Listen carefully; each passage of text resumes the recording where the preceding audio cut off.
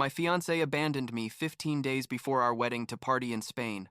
When I confronted her, she told me to stop bothering her. But I canceled everything, and now she's begging for a second chance she'll never get. I'm 29 years old. I work in financial consulting. And exactly 1 year and 2 months ago, I canceled my wedding 2 weeks before I was supposed to get married. People still ask me what happened, and some of my own family members still think I overreacted, but I need to tell this whole story because what Harper did to me basically destroyed the trust I had not only in her, but in many of the people I thought knew and supported me. I guess I should start from the beginning. I mean, not from when we met, because that part was normal and happy, but from when everything went to shit. And Harper and I had been dating for like 4 years when we got engaged. We met at a work conference, one of those boring things where everyone is kind of forced to socialize, and she worked in marketing for a tech company. The truth is that from the beginning there was chemistry. You know, those conversations that flow effortlessly and where you realize the other person gets you. We dated for 3 years before I proposed. And I did it in a super intimate way, nothing with big public spectacles, just the two of us in a cabin we rented in the mountains. She said yes immediately. We cried together, and I genuinely thought I had found my person. You know what I mean? Like everything in my life was finally falling into place. The wedding planning was intense. I'm not going to lie. Harper had very specific ideas about how she wanted everything to be, and I basically handled the logistics and paid for most of the expenses because, well, I earned more than her, and it seemed fair to contribute more. We booked a beautiful venue like an hour from the city, we hired amazing catering, we had a photographer, videographer, DJ, flowers, the whole complete package. The date was October 15th, a perfect fall Saturday, and we had invited like 150 people between friends, family, and coworkers. I was nervous, obviously, but it was that exciting nervousness, like butterflies in your stomach, but in a good way. The 2 weeks before the wedding were chaotic, as you can imagine. We had 1,000 things to confirm, last details to fine-tune, and Harper seemed more stressed than normal. I attributed it to typical bride nerves, you know, everything had to be perfect and she was putting a lot of pressure on herself. The night of September 30th, exactly 15 days before the wedding, we went to sleep like any other night. Harper checked her phone before turning off the light, which she always did, and we said goodnight. I remember thinking, 2 more weeks and we'll be married. How crazy. I woke up the next day, a Friday, around 7 inches the morning because I had an early meeting at the office. I reached out my arm to hug Harper like I always did when waking up, but her side of the bed was empty. I thought she had gotten up early. Maybe she was in the kitchen or the bathroom. I didn't give it much importance. I got up, went to the bathroom, brushed my teeth, and when I came out I called her name. Nothing. I checked the kitchen, the living room, our small study, and she wasn't anywhere. Her phone wasn't on her nightstand where she always left it charging either. That's when I started to feel a little worried, but I still thought maybe she had gone out to buy something or run an errand. I sent her a text message, "Good morning, love, where are you?" and waited. 20 minutes passed and nothing. I called her and it went straight to voicemail. That already seemed weird to me because Harper never turned off her phone, literally never. She was addicted to being connected. I called again, same result. I started to get really nervous, like my heart was starting to beat faster, and I felt that knot in your stomach that you get when you know something isn't right. I decided to call her best friend, Michelle, thinking maybe Harper was with her, and I was worrying too much. Michelle answered half asleep and told me, "No, Ben, I haven't seen her. Why?" And when I explained that I didn't know where Harper was and that her phone was off, she started to worry too. She told me she was going to make some calls and would let me know. Then I called Harper's parents, and her mom answered, saying she had no idea where her daughter was, but that she would surely show up soon. There was something in her tone that seemed strange to me, like she was hiding something, but at that moment I was too panicked to analyze it. It was already like 9 inches the morning, and I had canceled my meeting because obviously I couldn't concentrate on anything. I kept calling Harper every 15 minutes and nothing, just voicemail. I called other friends, her sister, cousins, and nobody knew anything, or at least that's what they said. I started to consider calling the police, But technically, 24 hours hadn't passed, and besides, there were no signs of struggle or anything like that in the apartment. She just wasn't there. I sat on the couch not knowing what to do, staring at my phone, waiting for some notification, some message, whatever. Then, and this sounds so ridiculous now thinking about it, I decided to check her social media. I don't know why it hadn't occurred to me before. I guess I was too much in panic mode. I opened Instagram and there it was. In the most recent stories, a photo of Harper in what was clearly an airport. She was wearing a hoodie I hadn't seen her in before. She had sunglasses on her head and was holding a Starbucks coffee while smiling at the camera. The location said International Airport, and the posting time was 5 inches the morning that same day. Can you believe it? My fiancée had disappeared and was documenting it on social media. I kept checking and saw that she had posted another story like an hour later from inside the plane. It was a photo of her seat next to the window with the caption, "Finally on the way to adventure," with a bunch of plane and wine glass emojis. I felt like someone had punched me in the stomach. I didn't understand anything. Adventure? What adventure? We were getting married in 2 weeks, we had 1,000 things to do, and she was on a plane heading who knows where without telling me absolutely anything. I kept looking through her stories and found more things. A group photo at the airport with 4 of her college friends, all wearing matching hoodies that said Squad Trip Spain 2023. Spain. She had gone to Spain 2 weeks before our wedding. Without telling me a word, my hands were shaking as I kept scrolling, finding more and more evidence of this surprise trip that apparently her friends had planned for her. There were hashtags, there were videos, there were selfies, everything perfectly documented while I was at home thinking maybe she had been kidnapped or something worse. I sent her like 15 messages in a row. Ben, what the hell is happening? Why are you on a plane? Why didn't you tell me anything? I'm so worried. You have to call me now. Nothing. All the messages showed as delivered but not read. I called again, and it kept going too. Voicemail. I was between furious and terrified. I didn't know if I should be angry or worried or what. I decided to send Michelle another message, telling her that Harper was on a plane to Spain with other friends and asking if she knew anything about this. Michelle responded like 20 minutes later saying, yes, she knew. That the girls had planned a surprise bachelorette trip and that Harper had decided to go last minute. Last minute. As if it were a decision to go get sushi instead of pizza. Not an international trip 2 weeks before a wedding that literally cost thousands of dollars and involved 150 guests.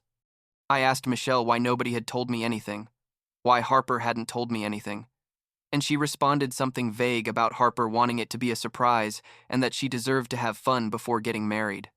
At that moment, I felt like I was in an alternate reality where nothing made sense. I called Harper's parents again. This time I spoke with her dad, and I told him I knew Harper was in Spain and that I needed him to explain to me what was happening. Her dad sighed and told me yes, that Harper had told them about the trip the night before, but had made them promise not to tell me anything until she landed. I asked him how it was possible that he thought that was okay, disappearing without saying anything, and he just said that his daughter was an adult and made her own decisions. I hung up without even saying goodbye because I was too angry to keep talking. The next few hours were torture. I couldn't do anything except wait for Harper to finally deign to contact me. I kept checking her Instagram compulsively, and she kept posting things. Photos from the plane, selfies with her friends, videos of them singing songs on the flight. It was surreal to see the person I was supposedly going to marry in 2 weeks, behaving as if she had no responsibility or concern in the world, while I was practically having a panic attack in our apartment. Finally, like at 4, in the afternoon local time, like 10 at night in Spain, my phone rang. It was Harper.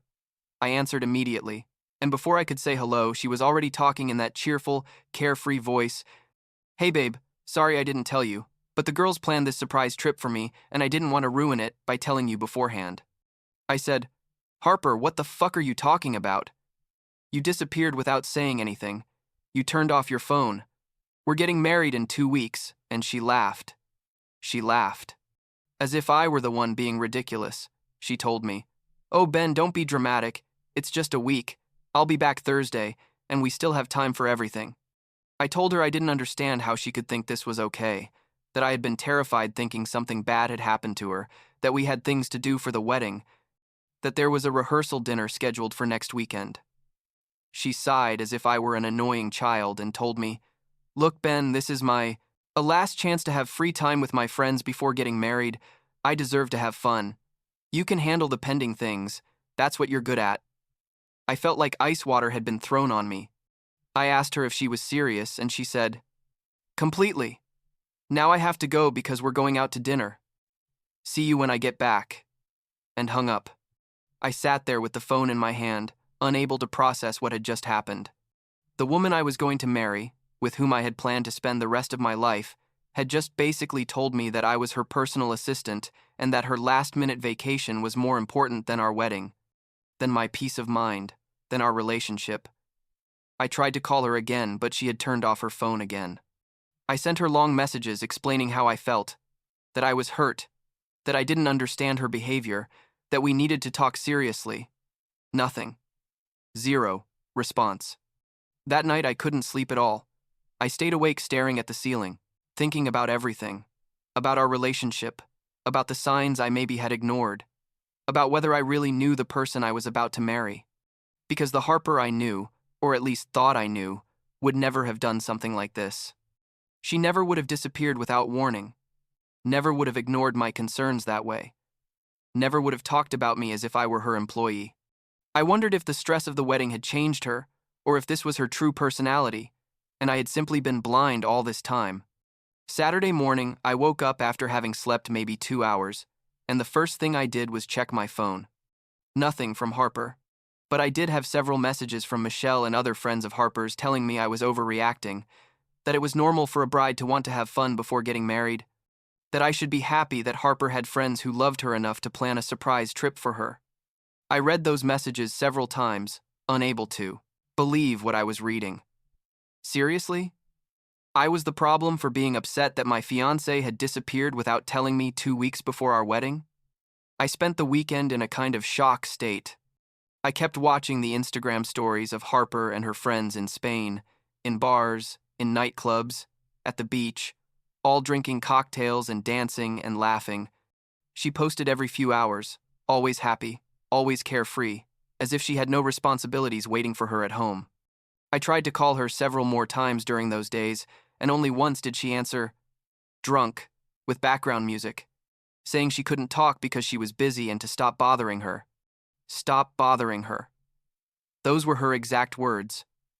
On Monday, I started to think seriously about what I should do. We had the wedding scheduled for October 15th. There were exactly 12 days left when Harper came back Thursday, like she had said, and I didn't know if I wanted to go through with this. The idea of standing in front of 150 people and promising eternal love to someone who had treated me with so little respect made me feel physically sick. But at the same time, we had spent so much money, we had planned so much, people had made travel plans, had booked hotels. How could I cancel everything for what was basically a poorly handled bachelorette trip? But it wasn't just that, right? It wasn't just that she had gone on a trip. It was that she had disappeared without saying anything, knowing I was going to worry. It was that when she finally talked to me, she treated me as if I were the problem. It was that she explicitly told me I could handle everything because that's what I was good for, as if my only purpose was to make her life easier. It was that her friends, and even my own acquaintances, were telling me I was overreacting when what she had done was objectively a huge disrespect. It was all those things together that made me realize that maybe I was about to make the biggest mistake of my life. Tuesday morning, I made a decision. I got up, I showered, I dressed in work clothes even though it was my day off, and I started making calls. I called the venue and asked about their cancellation policy. They told me I would lose the deposit, but that if I canceled with more than a week's notice, they wouldn't charge me the full amount. I called the catering, the DJ, the photographer, the florist, all had similar policies. I was going to lose several $1,000s, but not the total. Then, I started the hardest part, which was calling family and close friends. I called my own parents first because I needed their support, or at least that's what I hoped. I explained everything that had happened, and my mom immediately asked me if I was sure about what I was doing. I told her yes. that after thinking a lot, I had realized I couldn't marry someone who treated me like that. My dad got on the phone and told me something I'll never forget. He said, "Son, relationships require commitment and forgiveness. If you cancel this wedding over a misunderstanding, you're going to regret it the rest of your life." A misunderstanding. That's what my own father called what Harper had done. I told them I had already made my decision and just wanted them to know. I hung up, feeling worse than before, because I thought at least my parents would understand me, but clearly that wasn't the case. Then I called Harper's parents, and her mom answered. I told her I had decided to cancel the wedding, and she was quiet for a moment before asking me why. I explained briefly, and she sighed, saying she understood I was upset, but that Harper was young and had made an error in judgment, that she didn't deserve for me to end our relationship over this. I told her it wasn't just the trip, it was everything, and she interrupted me, saying I should wait to talk to Harper when she got back before making drastic decisions. I didn't wait. That same Tuesday, I called all the vendors and officially canceled everything. I lost like $8,000 between deposits and penalties, but honestly, at that moment, I didn't care about the money. Then I started contacting the guests. I sent them all a text message, a simple message that said, "I regret to inform you that the October 15th wedding has been canceled. Sorry for the inconvenience and thanks for your understanding." I didn't give detailed explanations because I didn't have the emotional energy for that, but obviously responses started coming, asking what had happened, if we were okay, if they could help with anything. To some close friends, I explained the basics, that Harper had done something that made me realize I couldn't go forward with the marriage. The reactions were mixed. Some supported me completely, saying I had done the right thing, but many others told me I was being impulsive, that all couples fight before the wedding, that I was going to regret it. It was incredibly exhausting, having to justify my decision over and over to people who were supposed to know me and trust my judgment. Harper came back Thursday like she had said, and I knew because she started calling me like 50 times in a row. I was at the office working, or trying to work, and my phone wouldn't stop ringing. I finally answered and she was screaming, "What did you do, Benjamin? What the hell did you do? My mom told me you canceled the wedding. Are you crazy?" I told her calmly that yes, I had canceled the wedding and that I thought it was best for both of us. She kept screaming, saying I had no right to make that decision alone, that it was our wedding, not just mine. How dare I humiliate her that way? I told her we could talk when she was calmer, but that my decision was final. She hung up, and I turned off my phone for the rest of the day. When I got home that night, Harper was there waiting for me in the building hallway. She had her suitcase next to her and looked exhausted from the trip, but also furious. She tried to hug me, and I pulled away. She started crying, saying she was sorry, that she had made a mistake, that she didn't think I would take it so badly, that her friends had convinced her to go, and now she regretted it. I told her it was too late, that I had already canceled everything, that I had already made my decision.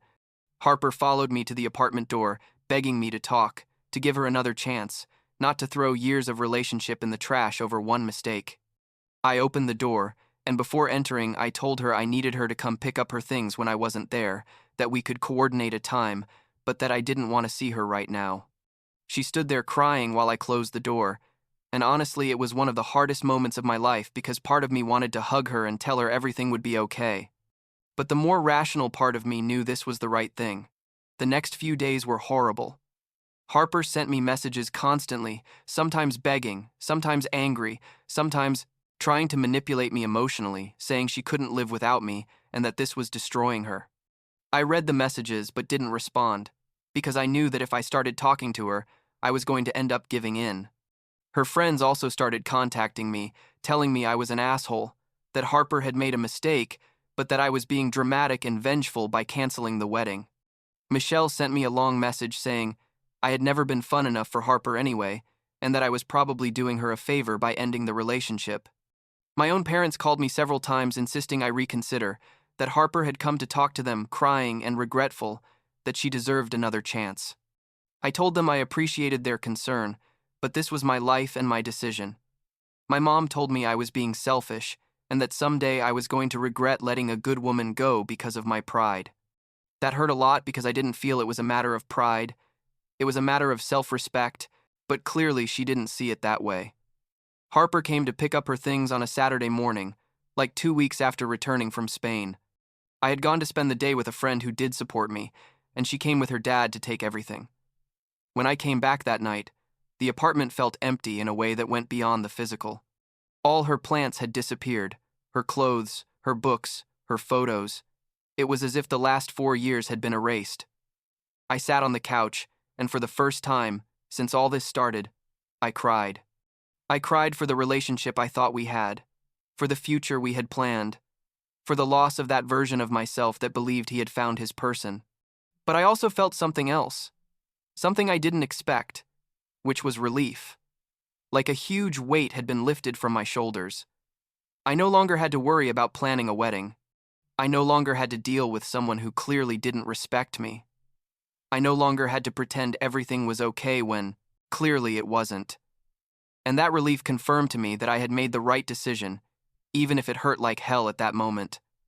The next few months were weird. I emotionally shut down for a while and basically concentrated only on work. My bosses gave me some bigger projects, and I dove headfirst into them, working 12 or 13 hours a day just so I wouldn't have to think about everything else. I also started going to the gym every day, not because I wanted to look better or anything like that, but because I needed a way to channel all the frustration and anger I felt. I ran on the treadmill until I couldn't think about anything other than breathing. I blocked several of our mutual friends on social media and on my phone, especially those who had attacked me or who were clearly on Harper's side. I didn't feel bad about doing it, honestly, because I realized that if those people really knew me, they wouldn't have judged me so harshly for making a decision that was obvious to me. I also distanced myself a bit from my own parents, which was difficult but necessary. We kept talking, but no longer with the same frequency or closeness, and they eventually stopped mentioning Harper or suggesting I had made a mistake.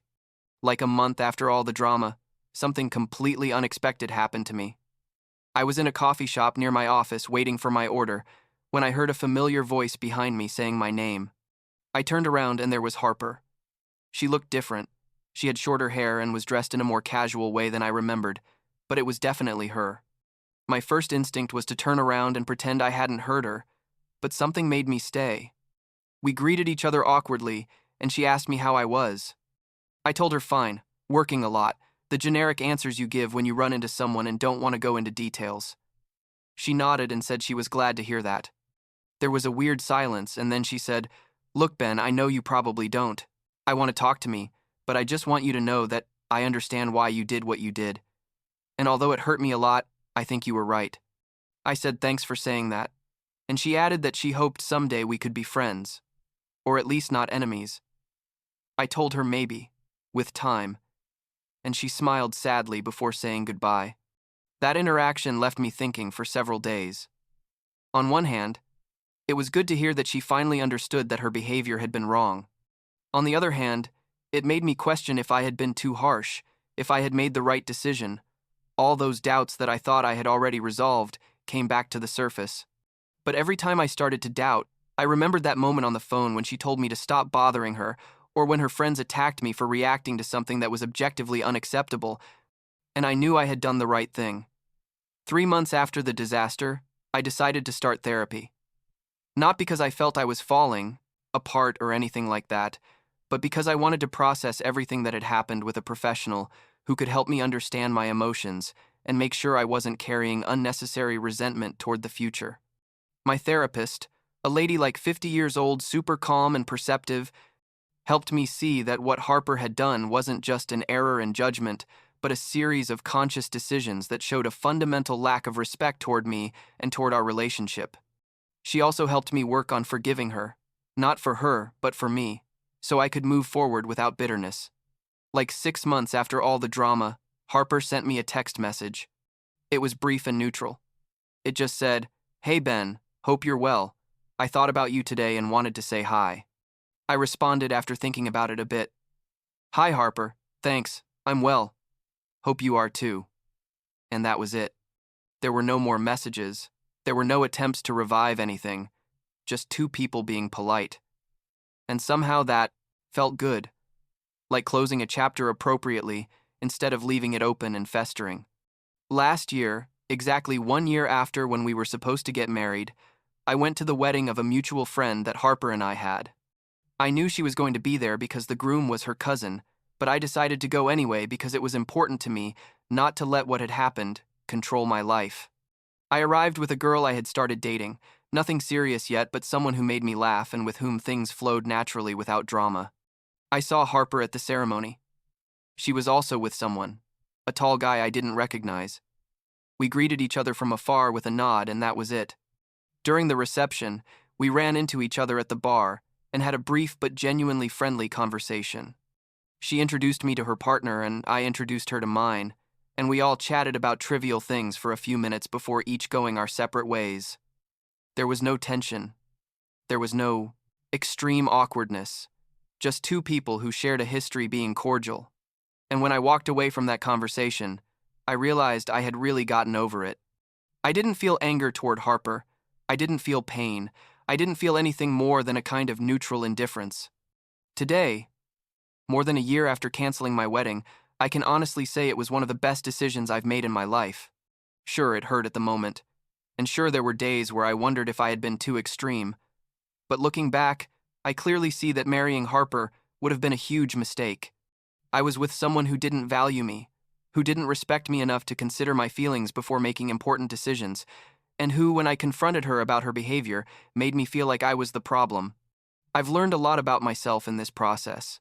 I learned that it's okay to set firm boundaries even when that means losing people you thought were important in your life. I learned that not everyone is going to understand your decisions, and that's okay. You don't need anyone's approval to do what's best for you. I learned that love isn't enough if there isn't mutual respect and consideration. And I learned that sometimes the hardest things you do end up being the things that strengthen you the most. The girl I'm dating now is named Emma, and I met her at the gym like 4 months ago. She's an accountant, she likes to go hiking on weekends, and she has a way of communicating that is so refreshingly direct and honest that it makes me appreciate even more how toxic my dynamic with Harper was. Emma knows the whole story of what happened. I told her on our third date because I felt it was important to be transparent, and her reaction was simply, "Wow, you did the right thing."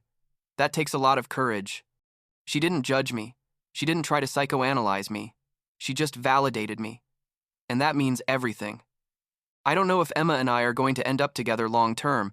It's too soon to know. But what I do know is that this time, I'm paying attention to the right things. I'm paying attention to how she treats me when she's stressed, to how she handles disagreements, to whether she considers my feelings in her decisions. And so far, everything feels different, in the best possible way. Sometimes I still think about what my life would have been like if I had ignored all the warning signs and married Harper anyway. We'd probably be divorced now, or trapped in an unhappy marriage where I constantly feel belittled and she feels stuck with someone who supposedly isn't fun enough for her. I can't say I don't miss some aspects of our relationship, the good moments we did have, but I don't miss the toxic dynamic that clearly existed and that I had been ignoring. My relationship with my parents has improved a bit over time. They're never going to admit they were wrong to pressure me to forgive Harper, but at least they've stopped mentioning it, and now when I talk to them about Emma, they make a genuine effort to get to know her. I guess they saw that I made my decision and stuck with it, and eventually accepted it. It's not perfect, but it's better than fighting all the time. Last week was the anniversary of what would have been my wedding, October 15th.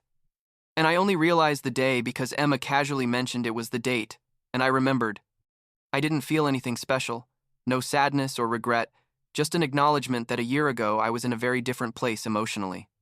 Emma asked me if I was okay, and I told her yes, completely okay, and it was true. We went out to dinner that night at an Italian restaurant I love, and we laughed and talked about our plans for the weekend, like any other normal couple. And I felt genuinely grateful for having had the courage to cancel that wedding when I did. At the end of the day, I think we all deserve to be with someone who respects us, who considers our feelings, who communicates honestly, and who values us as a partner. Harper wasn't that person for me, and that's okay. I don't hate her. I don't wish her ill. We simply weren't compatible in the way we needed to be for a successful marriage. And realizing that before standing in front of an altar and making promises that would eventually be broken was probably the most mature thing I've done in my life. It was painful. It was expensive. It was complicated. but it was worth every second of discomfort for the peace of mind I have now.